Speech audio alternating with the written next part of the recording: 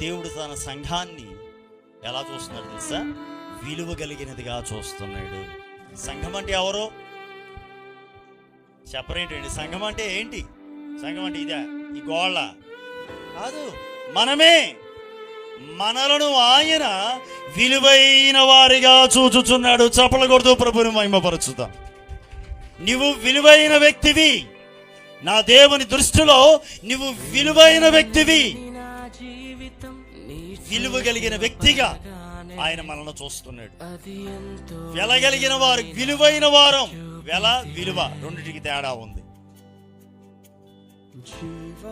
విలువకు వెలకు తేడా ఉంది. ఉందా లేదా? చాలా మందికి వస్తువుల విలువలు తెలుసు, మనిషి విలువ తెలియదు. వస్తువుల్ని డబ్బులతో కదా,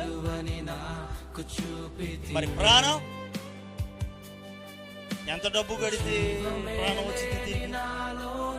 ప్రాణం విలువైనది. ప్రాణానికి ఎంత వెలగట్టగలవు చెప్పండి? ప్రాణానికి ఎంత వెలగట్టగలం? కట్టగలవా?